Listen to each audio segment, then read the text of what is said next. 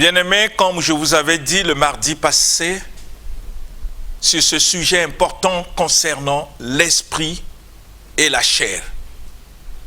La chair et l'esprit. Nous avons essayé de parler pour faire comprendre que quand la Bible parle de la chair, ne parle pas de ce tissu musculaire qui couvre la peau. Quand la Bible parle de la chair, la Bible parle des fruits du péché. C'est-à-dire que le comportement que l'homme a acquis par Adam, quand Adam a désobéi à la parole de Dieu. Le péché étant que noyau, je parle du péché étant que noyau qui produit les péchés. Les péchés sont les fruits du péché étant que noyau qui est dans notre chair, comme le dit la Bible, que le péché est dans notre chair. Et c'est ce comportement que produit le péché en nous que le Seigneur appelle dans sa parole la chair. Et il y en a tellement beaucoup. Et ce sont des choses qui nous mettent en opposition avec le Seigneur. Et parfois les chrétiens que nous sommes, nous ne comprenons pas. Ce sont des choses que le Seigneur a prescrites pour que nous puissions avoir la connaissance et de comprendre une fois qu'il nous a appelés comment nous devons nous conduire, comment nous devons marcher avec lui, et au lieu d'avoir des interprétations particulières de sa parole selon notre intelligence, dans le refus de nous soumettre à sa volonté et continuons à vivre même dans le péché comme nous voulons. Chaque fois qu'un enfant de Dieu commet, il y a cette alarme qui le pousse à la repentance. Mais quand nous demeurons, ça pose un problème. Bien-aimés. C'est par manque de connaissance que mon peuple périt, dit le Seigneur. Si nous avons la connaissance de ses voies, de ce que lui demande, de ce qu'il lui nous enseigne, et que nous avons pris l'engagement de le suivre de tout notre cœur, obéir au Seigneur, à ce qu'il nous demande, ne sera pas un problème pour nous. Au moins que nous ne puissions pas comprendre les raisons qui nous amènent à servir le Seigneur. Si nous partons vers Dieu uniquement pour chercher des voitures, les mariages, les promotions, les voyages, ce n'est pas la peine. Ça veut dire que nous ne sommes pas appelés à se soumettre à sa volonté. Nous voulons utiliser Dieu pour notre propre bien. Et ça ne peut pas se faire parce que le Seigneur dit, vos pensées ne sont pas mes pensées et vos voix ne sont pas mes voix. Rappelez-vous de cela. Je ne cesserai au cours de cette émission rappeler cette parole d'Ésaïe.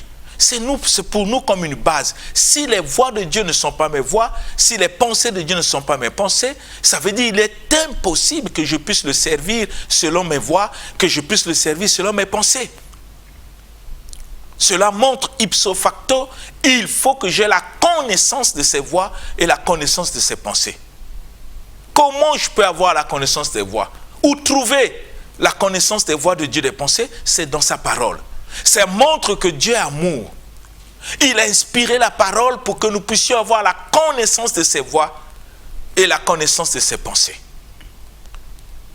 Nous avons parlé des jours passés de l'obéissance qui est recommandée par le Seigneur, comment nous devons obéir.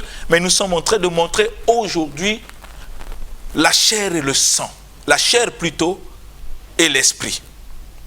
Parfois nous ignorons beaucoup de choses. Mais parce que le péché vient en nous. Le péché. Ça vient en nous. Quand les gens essaient de lire la grâce du Seigneur, mais parfois ils sortent plus loin pour dire non, Jésus a tout crucifié, il a crucifié la chair dans la croix, tout ça, oui c'est vrai. Mais est-ce que nous comprenons qu'est-ce que ça veut dire crucifier la chair? Si crucifier la chair c'est faire disparaître, c'est tuer, ça veut dire la chair n'existe pas. Ça veut dire le péché n'existe plus. Mais pourquoi nous qui sommes chrétiens, nous continuons à pécher si cela a été crucifié par le Seigneur? Ou nous avons une mauvaise compréhension de ce que Jésus voulait dire, de ce que l'apôtre Paul voulait dire dans Romains, crucifier le péché. Réfléchissons, bien-aimés, ensemble. Le péché n'a rien à voir avec la loi de Moïse. Parce que quand Adam a péché dans le jardin, a désobéi parce que le péché est la désobéissance de la loi de Dieu. Quand on désobéit, la violation même de cette loi, ce que Dieu appelle le péché. Ça n'a rien à voir avec la loi que Dieu a donnée à Moïse. Mais la loi, au contraire, vient montrer notre état de péché. C'est par la loi que nous connaissons le péché. Nous reconnaissons étant que des pécheurs. C'est la loi qui fait revivre le péché pour montrer, regardez ce que vous êtes. Et Jésus est venu mourir pour nous délivrer du péché. Délivrer du péché, ça ne veut pas dire tuer, non. Il délivre afin que le péché n'ait plus le pouvoir sur nous. Et c'est de cela que Dieu parle. Je vous ai dit que Christ est mort sur la croix pour le péché. Il n'est pas mort pour que tu aies des voitures, pour que tu te maries. Non, il est mort pour le péché. Et le péché vient en nous. Nous allons lire le livre de Jacques pour que vous compreniez ce que je suis en train de dire avant que nous puissions rentrer dans le vif du sujet. Lisez le livre de Jacques chapitre 4. Que dit la parole dans le livre de Jacques chapitre 4 jusqu'au verset 2. Jacques chapitre 4, du verset 1 au verset 2 dans la version Louis II révisée, je lis au nom du Seigneur Jésus-Christ. Amen. D'où viennent les luttes et d'où viennent les querelles parmi vous?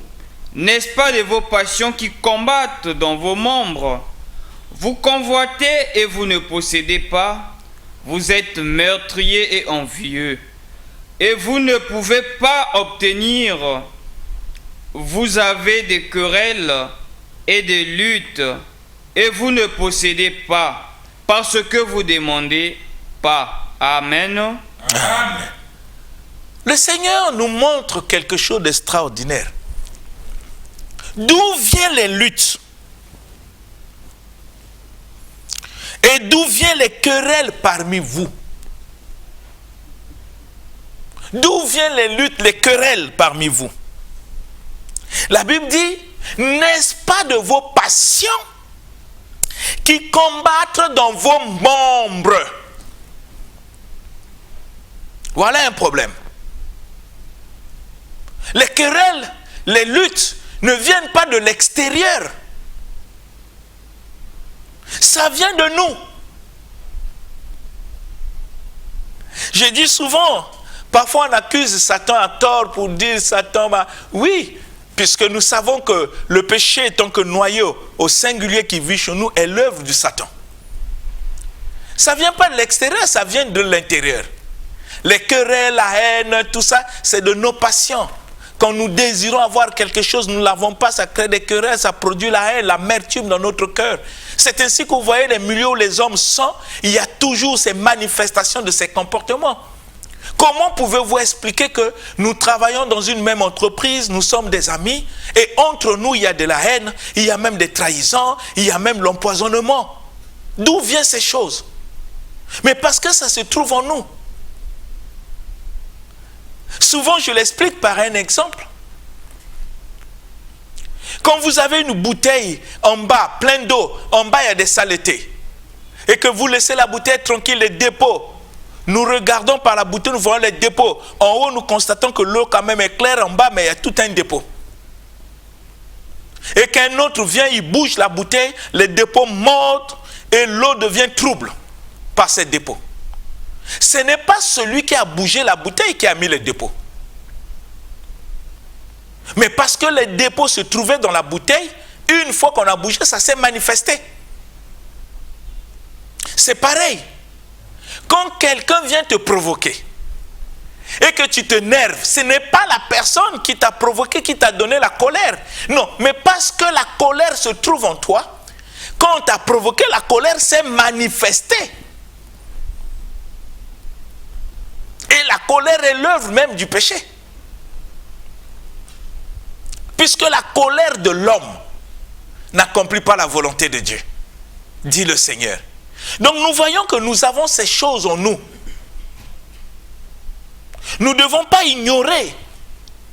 Nos passions sont en nous. Et ça fonctionne par le péché qui produit en son tour des péchés. Regardez le livre de Jacques chapitre 1. Nous allons voir le livre de Jacques chapitre 1. Nous allons comprendre beaucoup de choses là. Nous allons lire le verset 13 jusqu'au verset 15. Jacques chapitre 1, du verset 13 au verset 15, je lis au nom du Seigneur Jésus-Christ. Amen. Que personne, lorsqu'il est tenté, ne dise « C'est Dieu qui me tente », car Dieu ne peut tenter Car Dieu ne peut être tenté par le mal, et il ne tente lui-même personne.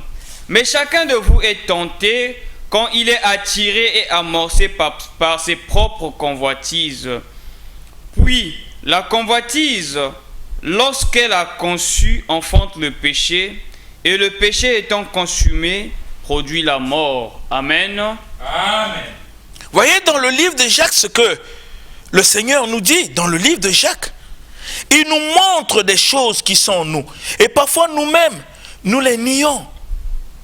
Que dit le Seigneur? Que personne, lorsqu'il est tenté, ne dise que Dieu, c'est Dieu qui me tente. Dieu ne peut pas tenter quelqu'un. Tenter quelqu'un, c'est le pousser parfois dans le mal.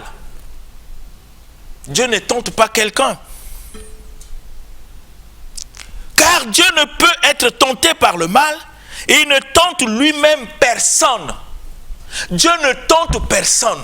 C'est ce que dit la Bible. Si vous n'avez pas la compréhension de la parole, vous risquez de créer des doctrines. Oh non, c'est Dieu qui a permis. Dieu ne permet pas que quelqu'un fasse le mal. Il ne le permettra pas. C'est le péché qui permet que nous puissions faire du mal. La Bible dit, mais chacun est tenté quand il est attiré et amorcé par ses propres convoitises. Mais les convoitises sont en nous, ce n'est pas à l'extérieur de nous. Je vais vous prendre un exemple simple. Une femme peut passer devant vous, habillée pas d'une manière décente. Vous voyez tout d'elle un peu dehors. Quand vous ne vous intéressez pas à sa manière d'habiller, elle ne vous séduit pas. Elle peut être nue, elle peut passer, elle ne vous séduit pas. Parce que la séduction vient de vous-même. De l'intérieur de vous-même. Chacun est attiré et amorcé par ses propres convoitises. C'est-à-dire quand tu vois la femme comme ça que tu as envie de la posséder, c'est ça le péché. Rappelez-vous même quand Jésus parle de l'adultère. L'adultère pour Jésus n'est pas seulement le fait de faire l'acte, mais celui qui convoite une femme même dans ses pensées a déjà commis l'adultère. D'après le Seigneur, quand vous lisez le livre de Matthieu. Mais ça se trouve dans l'homme. Si tu ne t'intéresses pas à la nudité de quelqu'un, la personne peut danser comme il veut, il te dit absolument rien. Mais c'est quand tes convoitises commencent à s'intéresser, tu seras séduit. Et ces convoitises, qui est l'œuvre du péché comme noyau, va produire en toi le péché va te conduire à la mort. C'est ce que dit la parole. Et l'apôtre Paul reprend ça dans le livre de Romains chapitre 7, que nous allons lire. Pour que vous compreniez, Romains chapitre 7, bien aimé, je suis en train de vous parler d'un certain nombre de passages pour que nous ne puissions pas nous tromper. Romains chapitre 7. Nous allons lire simplement le verset 16 et le verset 17. Romains chapitre 7, du verset 16 au verset 17, je lis au nom du Seigneur Jésus-Christ. Amen. Or, si je fais ce que je ne veux pas, je ne reconnais par là Je reconnais par là que la loi est bonne. Et maintenant, ce n'est plus moi qui le fais, mais c'est le péché qui habite en moi. Amen. Amen. L'apôtre Paul nous montre par ce passage le bien que je veux faire, je ne le fais pas. Le mal que je fais, c'est ce que je haïs. Si je fais ce que je ne veux pas, c'est que je reconnais que la loi de Dieu est bonne. Et si je fais ce que je ne veux pas, ce n'est pas moi qui le fais, c'est le péché qui habite en moi. Le péché qui habite en moi. L'apôtre Paul reconnaît que le péché habite en nous. Nous sommes dans Romains 7. Après qu'il a expliqué la grâce de Dieu, la délivrance dans Romains 4, Romains 5, 6. Mais ici, il nous montre que le péché habite dans l'homme. Le fait de ne pas obéir à Dieu, le fait de ne pas faire ce que Dieu attend de moi et faire le contraire, l'apôtre nous explique que si tu fais comme ça, ce n'est pas toi, c'est le péché qui habite en toi qui te pousse à faire de telles choses. C'est la même chose qu'a révélé Jacques, que nous avons des querelles de haine entre nous. On se haït entre nous à cause du péché qui habite dans nos membres, qui combat dans nos membres. Tu veux avoir tel poste, si on ne te met pas, on met quelqu'un d'autre, ton cœur est plein de haine. C'est ça le péché. Et c'est ça ce que la parole appelle la chair, bien-aimés. Et nous voulons parler de cette chair parce que nous avons dit, notre sujet, c'est la chair et l'esprit. Nous voulons que tous nous puissions avoir la connaissance de ce que le Seigneur révèle dans sa parole, pas la connaissance de nos pensées. Et c'est ce que Dieu recommande à tous ceux qui s'engagent pour le servir. Parfois, nous avons laissé de loin la parole de Dieu. Nous avons laissé ce que Jésus a prescrit pour chercher notre propre gloire, pour qu'on sache que nous existons, pour qu'on sache que nous sommes riches, pour qu'on sache qu'on est mariés, pour que, oui, c'est pas mauvais ces choses. Mais c'est pas ce que Dieu nous recommande. Parce que même quand on se marie, Dieu a prescrit comment vivre dans le mariage. Quel est le comportement de l'époux, quel est le comportement de l'épouse.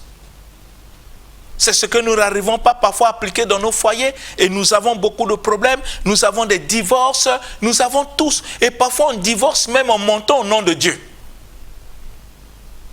Comme Dieu permet que les gens se divorcent. Parce que les gens vont me dire, mais pasteur, le Seigneur lui-même a dit, sauf en cas d'adultère. Oui.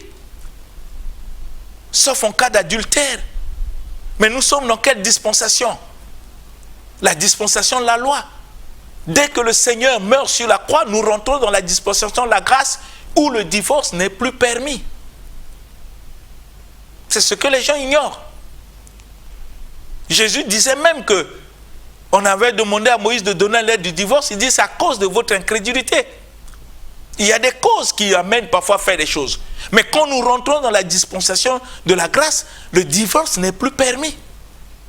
Il n'y a aucun passage biblique qui nous enseigne cela. Donc nous ne pouvons pas prendre le nom de Dieu pour fabriquer notre divorce. Ce n'est pas possible.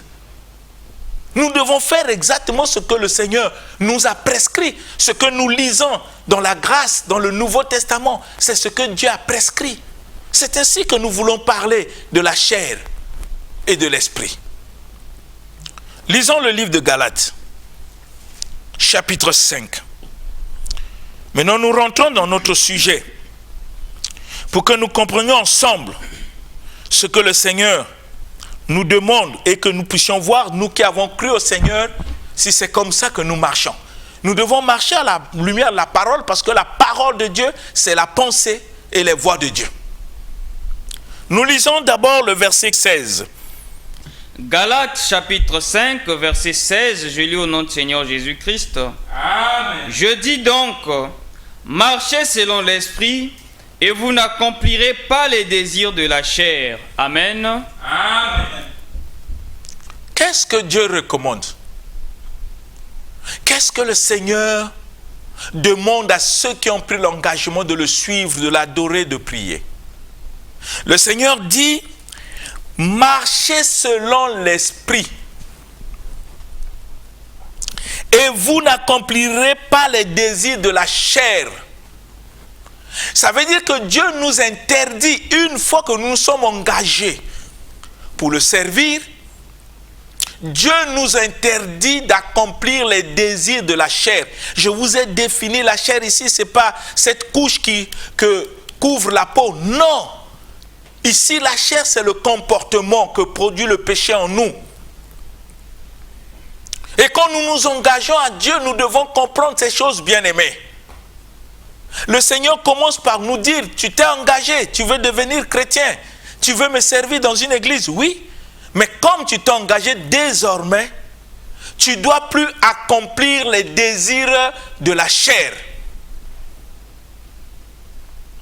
Et la question que nous devons nous poser, est-ce que c'est ce que nous faisons? Nous qui sommes des chrétiens, nous qui sommes devenus des chrétiens par notre engagement de suivre le Seigneur, est-ce que nous comprenons ce que le Seigneur a prescrit pour ceux qui s'engagent pour le servir. Il nous demande de marcher par l'esprit et nous ne devons plus accomplir les désirs de la chair. Est-ce que c'est comme ça que nous vivons à l'église? Est-ce que c'est comme ça que nous vivons dans nos familles? Est-ce que c'est comme ça que nous vivons dans notre quartier, au milieu du travail? Est-ce que nous n'accomplirons plus? Est-ce que nous sommes prêts à ne plus accomplir les désirs de la chair si nous voulons suivre le Seigneur? Parce que c'est une recommandation de Dieu. Ça ne vient pas du pasteur, ça ne vient pas d'apôtre. Que tu sois pasteur, que tu sois apôtre, tous nous sommes appelés à nous soumettre à la parole. Le mardi passé, je vous ai dit que Jacques dit, ne vous bornez pas à écouter la parole, mais mettez en pratique. Qu'est-ce qu'on doit mettre en pratique? C'est ce que Dieu nous recommande, de ne plus accomplir les désirs de la chair. Voilà ce que nous devons mettre en pratique. Est-ce que nous le faisons?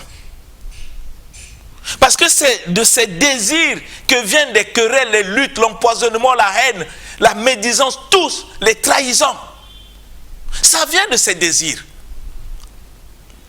Mais quand nous venons à Dieu, Dieu dit, vous ne devez plus accomplir. Ça veut dire qu'avant, on accomplissait ces désirs. Mais maintenant, Dieu nous interdit, dit, vous ne devez plus. Pourquoi? Mais parce que nous sommes engagés à servir le Seigneur et à servir Dieu. À marcher avec lui, nous devons marcher selon ses voies, selon ses pensées. Et ces voies, ces pensées nous exigent de ne plus accomplir les désirs de la chair. Est-ce que c'est ce que nous faisons? Et nous pouvons, bien aimés, poser la question à Dieu.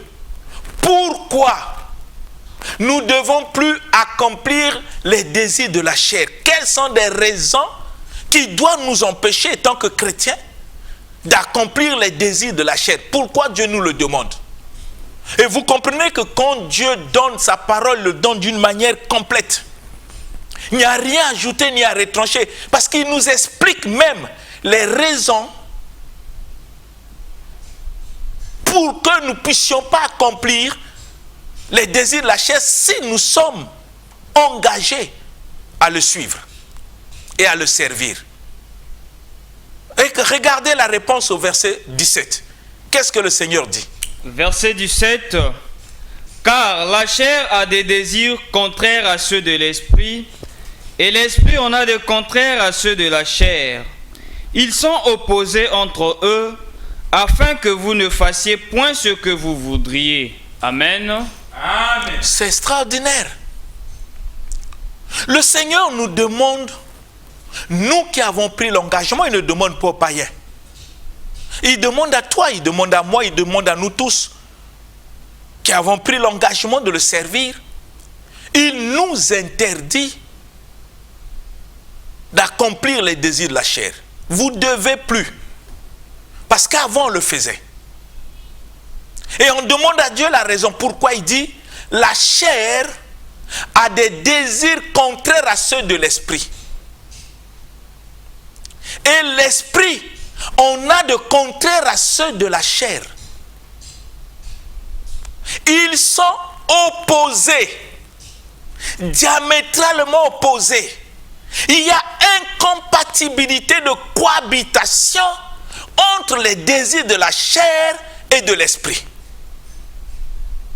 C'est comme ça qu'à la fin, le Seigneur termine, il le dit à ceux qui se sont engagés à le servir, puisque la chair avec ses désirs et l'esprit avec ses désirs sont opposés, vous qui avez pris l'engagement de me suivre, vous ne devez plus faire ce que vous voudriez. Donc moi qui s'est engagé à servir le Seigneur, toi qui s'est engagé à servir Dieu, tu ne dois plus faire ce que tu veux. La question qu'on peut se poser à Dieu, mais nous devons faire maintenant quoi? Et ça on le verra quand on va voir l'esprit. Quand on va voir comment marcher par l'esprit. C'est une recommandation.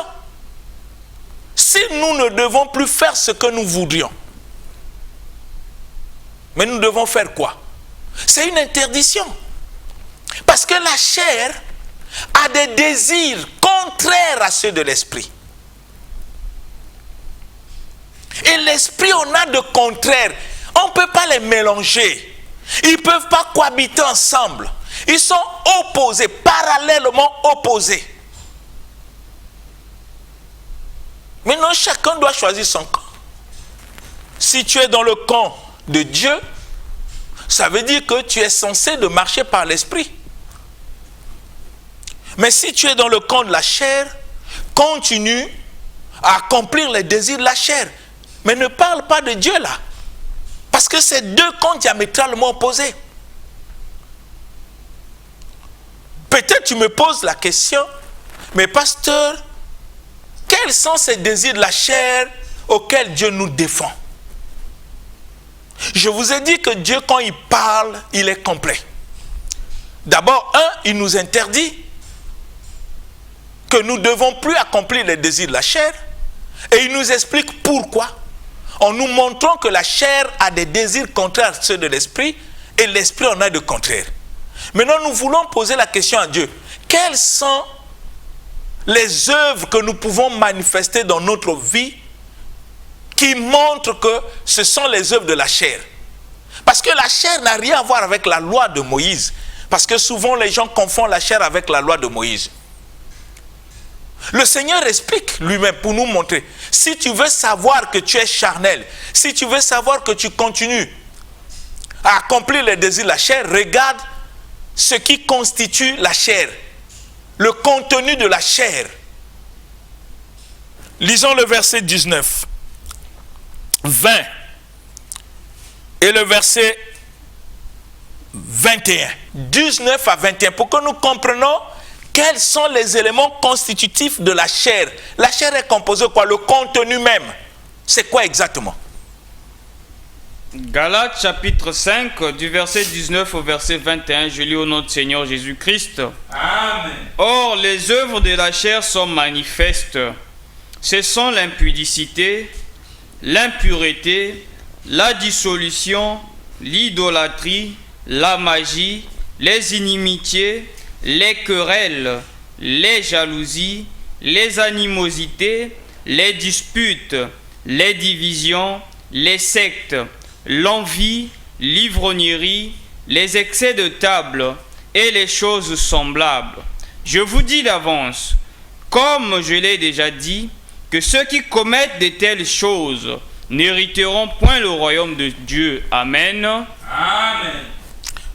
Je ne sais pas si nous comprenons la parole, si nous avons la même compréhension de la parole. Ça, c'est ce que le Seigneur Jésus a prescrit. Ce que nous devons obéir. Ce que nous devons pratiquer, comme dit le livre de Jacques. Il faut avoir la connaissance de ce que nous devons pratiquer une fois que Dieu nous a appelés. Une fois que Dieu a fait de nous ses enfants. Il attend que nous devons pratiquer des choses qu'il a préparées d'avance.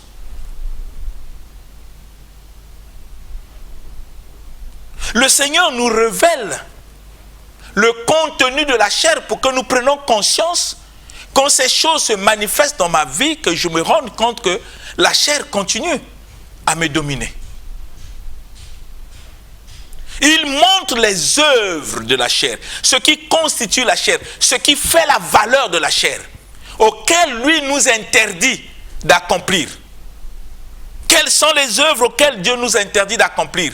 Parce que ne pas accomplir ce que la chair demande montre à suffisance que nous sommes en train de pratiquer ce que Dieu a préparé d'avance. C'est de le refus d'accomplir les désirs de la chair.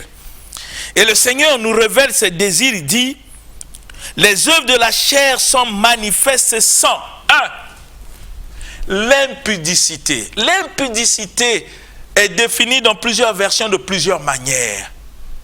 L'impudicité est définie dans d'autres versions comme des relations sexuelles illicites. Dans d'autres, c'est défini comme l'immoralité.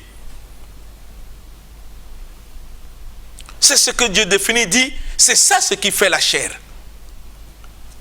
Quand on vit dans l'impudicité, on est charnel.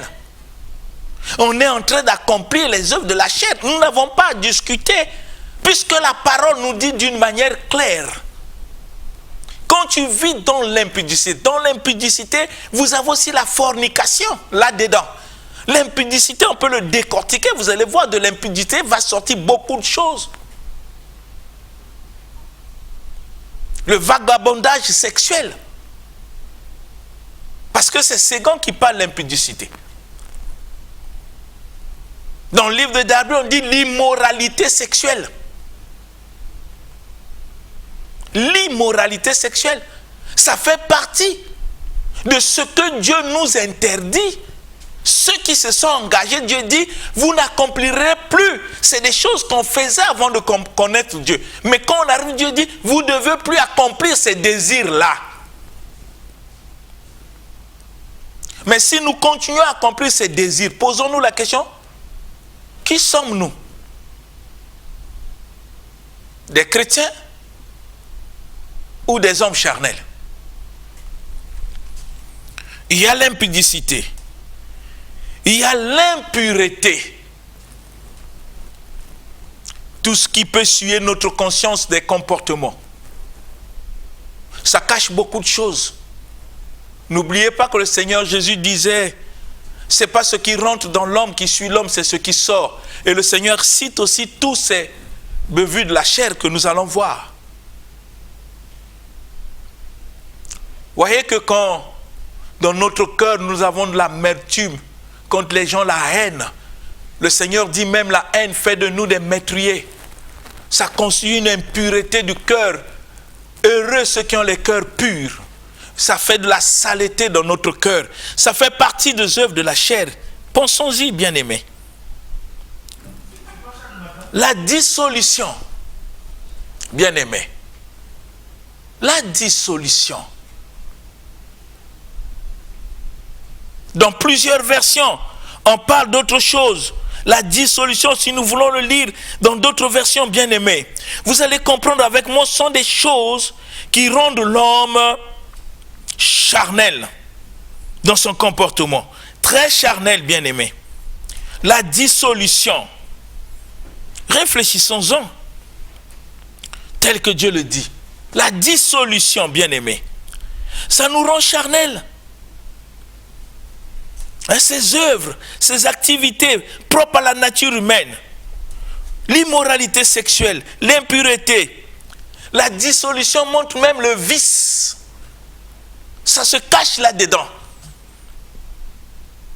Nous avons l'idolâtrie, c'est-à-dire le culte des idoles. C'est-à-dire qu'un chrétien, malgré qu'il est chrétien, il a un 33 tours sur ses reins pour le protéger parce que son grand-père l'a donné. C'est ça l'idolâtrie. Un chrétien, quand il va au village, il se plie à parfois des coutumes trop bizarres, trop mystiques. C'est ça l'idolâtrie. Voyez? Un chrétien, parfois, il porte la croix, une chaînette de croix. Il dit que quand je porte la croix, c'est le Seigneur qui me garde. C'est ça l'idolâtrie, bien-aimé. Mais parce que vous ne connaissez pas, la croix n'est pas spirituelle, la croix est diabolique, la croix est satanique. La croix n'est pas l'œuvre de Dieu. Jésus-Christ est venu trouver la croix parce qu'il n'est pas le seul à être crucifié. Avant lui, on crucifiait les gens sur la croix, ceux qui commettaient et qui avaient des peines capitales, et ces peines, on les exécutait sur la croix. La croix n'est pas spirituelle. Mais vous avez des chrétiens, quand ils portent la croix, ils pensent qu'ils sont spirituels, mais vous ne connaissez même pas l'origine de la croix. Il y a au moins plus de 21 croix dans le monde qui ont des origines. Dieu n'a jamais créé la croix. La croix qu'on a crucifiée, Jésus, c'est l'œuvre romaine. C'est une croix latine. Ce n'est pas Dieu qui l'a amené. Ce n'est pas Dieu qui a donné aux Romains. Non, Jésus est venu le trouver. La preuve qu'ils étaient crucifiés à trois sur la croix, c'était la méthode utilisée à l'époque pour punir les brigands. Quand tu as la croix au cou, tu dis que Dieu me protège parce que c'est ça l'idolâtrie. Tu prends la Bible, tu mets sous ton coussin pour dormir, pour que la Bible te protège. C'est ça l'idolâtrie. C'est que tu n'as rien compris. Et ça fait partie des œuvres de la chair. Et le Seigneur continue, non seulement il dit la magie. Dans la magie, vous voyez aussi la sorcellerie. Ça fait partie de la chair. Vous avez des chrétiens, en même temps ils viennent à l'église, et le soir ils vont consulter les féticheurs, ceux qui disent les bonnes aventures, jouer au scori, que les gens appellent le djeke, tout ça, un chrétien. Il va même consulter pour savoir qu'on puisse lui dire son avenir, son problème. Chez les marabouts, chez les féticheurs, chez les... C'est ça la magie. C'est ça ce que Dieu défend, c'est ça l'idolâtrie. C'est ça la magie, c'est ça la sorcellerie. Ça fait partie des œuvres de la chair, comme la parole nous le dit. Les gens se haïssent les uns les autres. Ça fait partie des œuvres de la chair. Et ça crée des divisions. Et vous avez parfois des chrétiens qui prétendent prier, mais qui sont les auteurs des divisions. Ils peuvent même diviser les amis. Au travail, les gens qui étaient bien par leurs rapporteurs, comme ils sont des rapporteurs des problèmes des gens, le Seigneur dit, un rapporteur divise. Un rapporteur. Mais ça fait partie des œuvres de la chair, bien-aimés. Ce sont des choses que Dieu nous interdit. C'est ça ce que Dieu appelle la chair. La haine, ça fait partie de la chair. Les querelles, même au niveau du boulot, on va se quereller pour des petites choses, pour défendre des passions qui nous animent dans la chair. Tu es chrétien. Dans ta famille, c'est toi qui amènes les divisions. Au milieu des amis, c'est toi qui amènes les divisions. Parce que tu sais rapporter des choses, tu sais calomnier les autres, tu sais parler n'importe quoi. Mais ça veut dire que tu es encore charnel. Tu es encore charnel, bien-aimé. Réfléchissons à cela. Des querelles, des jalousies. Mais ça fait partie des œuvres de la chair, c'est ça la chair. Même au niveau du travail, tu es jaloux des autres. Quand on les nomme quelque part, tu es jaloux. Quand l'autre fait quelque chose, au lieu d'apprécier, toujours jaloux. Tu ne sais même pas apprécier les biens que les autres font, même au travail. Pour toi, tout ce que les autres font, c'est pas bon. Oh non, mais il fallait pas, il fallait toujours. C'est une forme de jalousie. La jalousie peut t'amener même à mettre du poison. Souvent, les gens pensent que dans un couple, s'il n'y a pas la jalousie, il n'y a pas l'amour. Non, s'il y a la jalousie, c'est qu'il y a l'œuvre de la chair. Parce que la jalousie fait partie des œuvres de la chair. Ça ne constitue pas l'amour. Quand tu es jaloux de ta femme, quand tu es jaloux de ton mari, ça veut dire tu te méfies, tu le soupçonnes même. C'est ça la jalousie. Ça veut dire tu le soupçonnes de faire quelque chose qui n'est pas agréable. Comment tu peux te marier avec quelqu'un que tu penses qui peut faire des choses qui sont désagréables? La jalousie divise. La jalousie sépare les gens. La jalousie crée la méfiance, bien-aimée. Donc, vous voyez, ces œuvres-là sont les œuvres de la chair.